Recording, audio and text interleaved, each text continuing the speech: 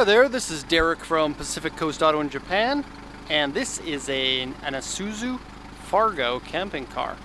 Now, a lot of people don't realize that Isuzu makes a ton of heavy-duty trucks around the world.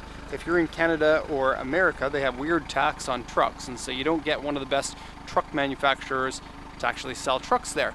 But Isuzu did sell some cars in North America. They're really known for their trucks. In fact, at the moment, I think they only make industrial trucks and a pickup truck. This one here is a four-wheel drive, diesel, very small camper, but with the extended box on here. You're close to being able to stand up in it, but it's not quite tall enough to stand up, and it's a two-bed system. Bought from auction. We're going to be sending this one to the USA. We got the auction sheet here. I'm going to show that to you in a second.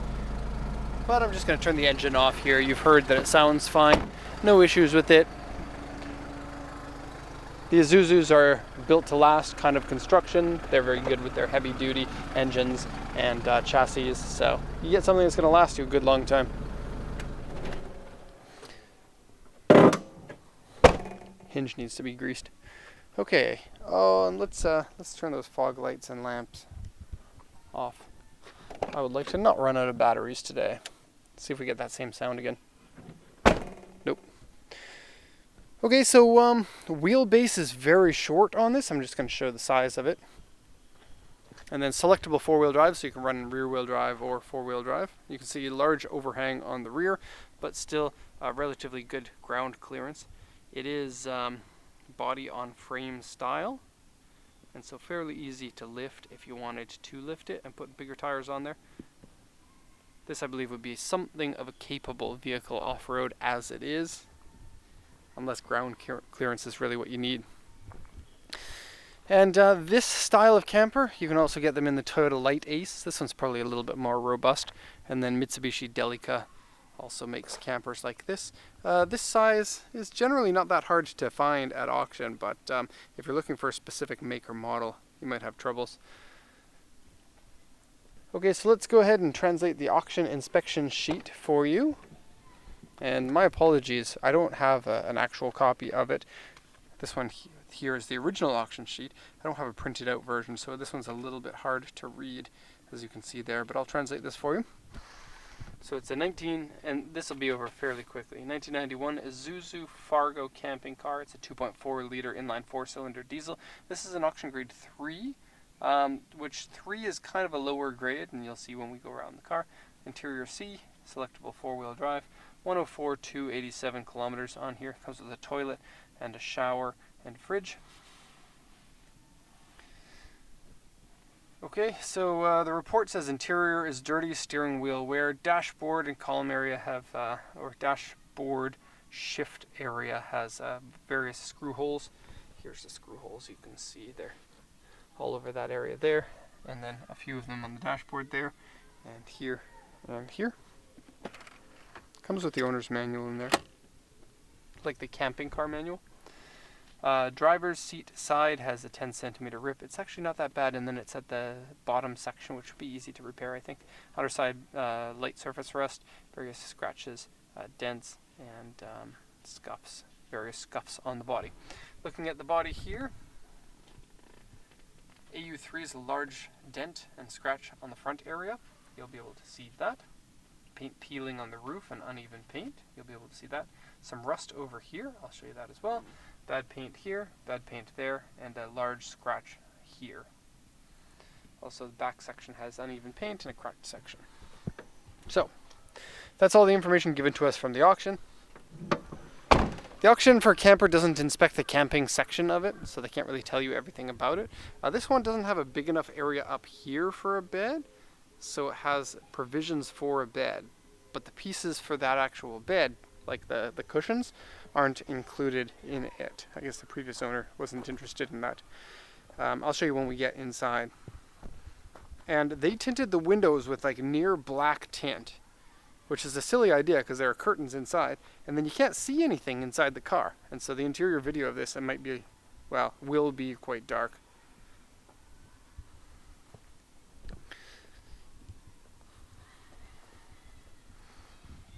Okay, so that there is where the shower room is. That's a window that you can open if you're in the shower.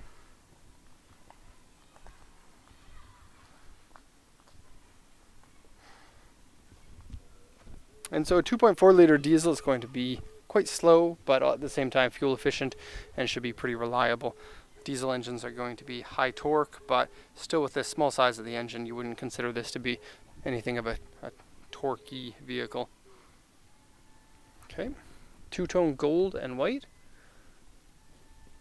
And pretty easy to drive, I would say. Turning radius is very tight.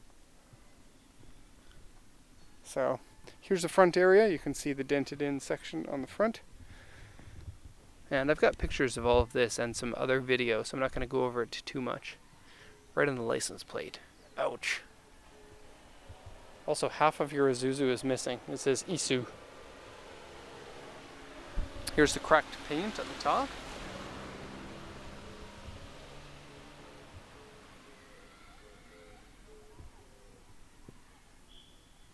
And it doesn't look like it's cracked, the actual fiberglass piece. There's a bit of surface rust here, and some, I just noticed this corrosion here. Okay, the rust on the other side, basically in the same spot.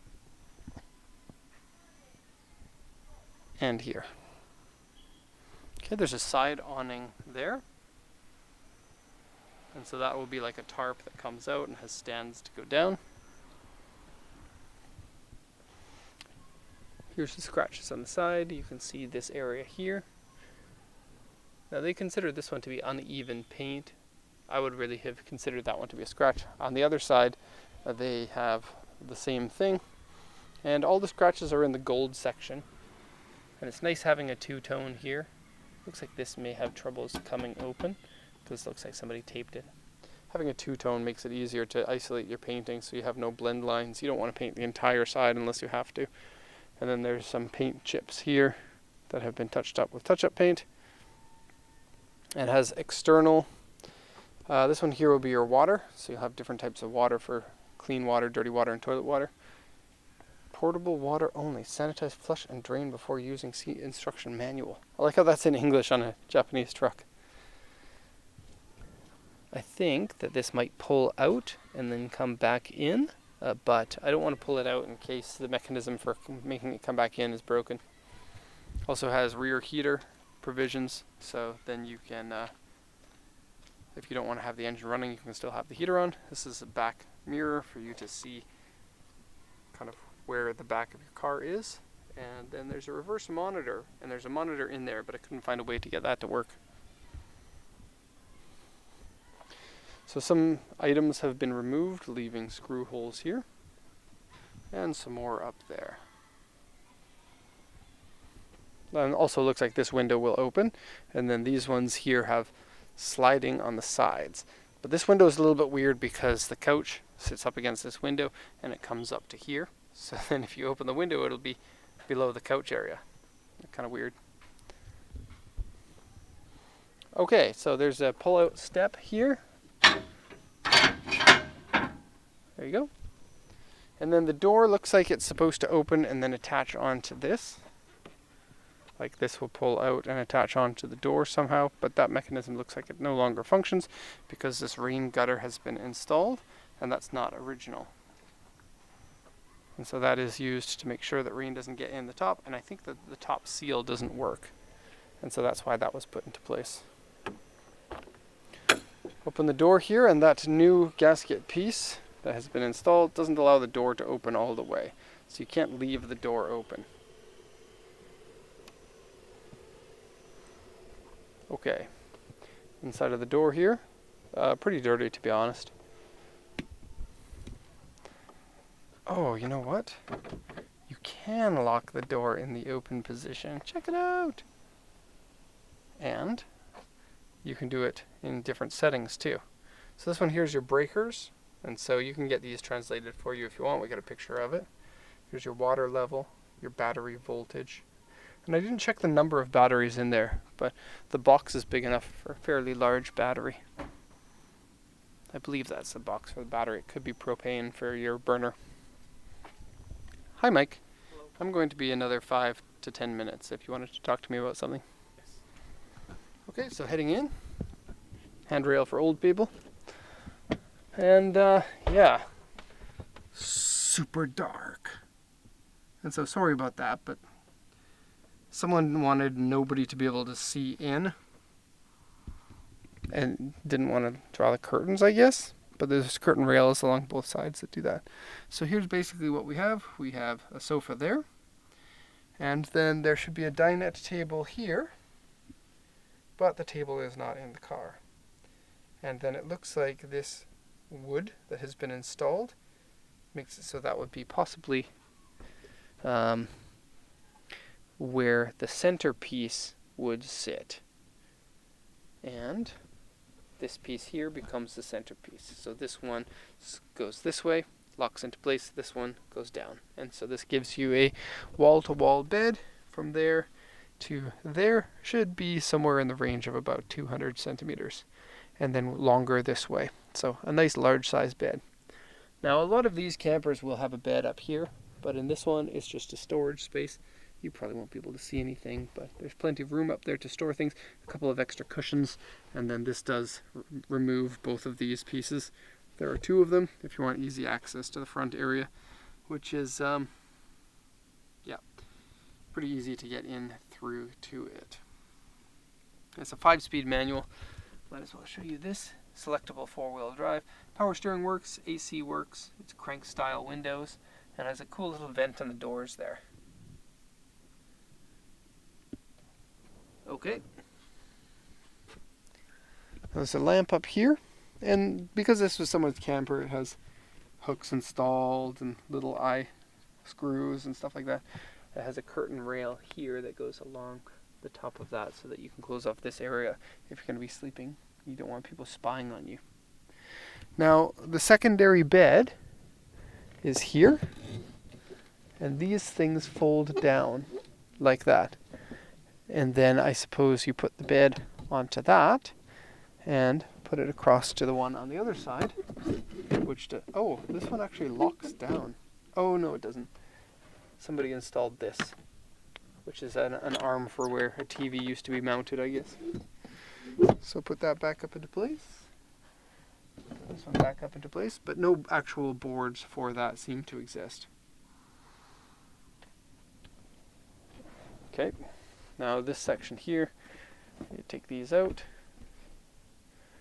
and there are more cushions up above, and it looks like you put this one, that one, and then one more cushion there to be your seat. These can be removed, and underneath here there will be provisions for your table to fit.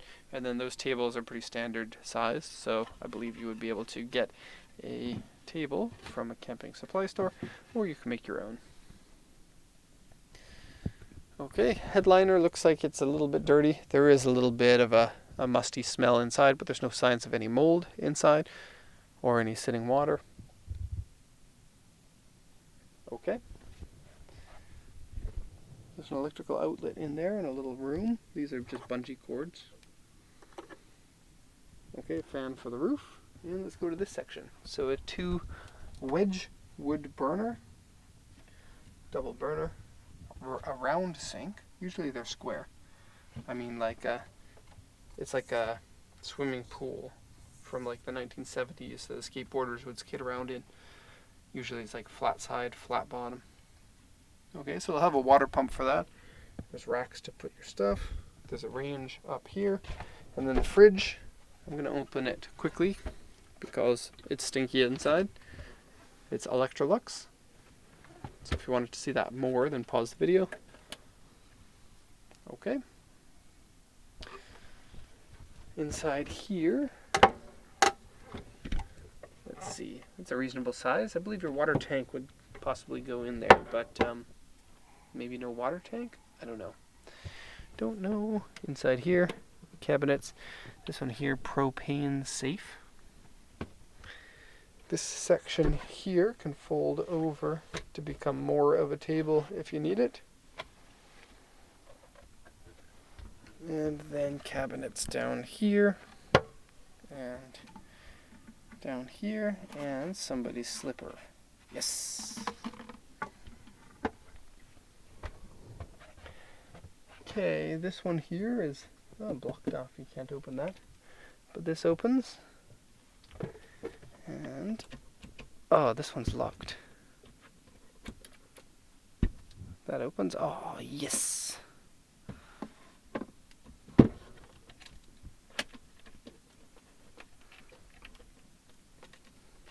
Close that. Back heater is underneath there. And can't quite stand up. I'll show you. Here you can see me. And I am 5'10", or 178 centimeters.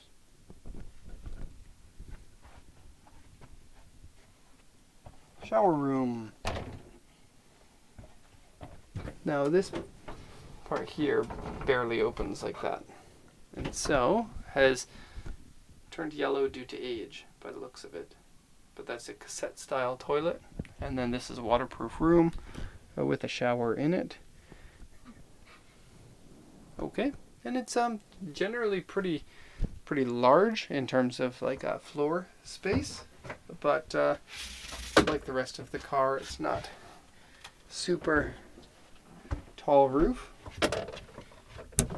In the bathroom, and then this piece here can come off, and then you can feed this through so that you can spray people outside if you want. Some people like to shower outside. In fact, some of these campers have like an external shower like this that can be used for things like cleaning something that needs to be cleaned.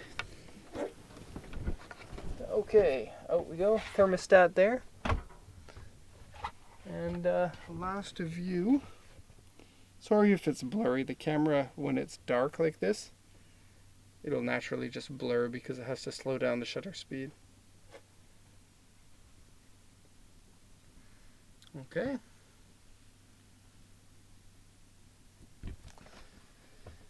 And heading out. Okay, so that is the end of the story for this camper, Isuzu Fargo Camping. So if you have any questions, let me know. Otherwise, thank you so much for watching, and have a nice day.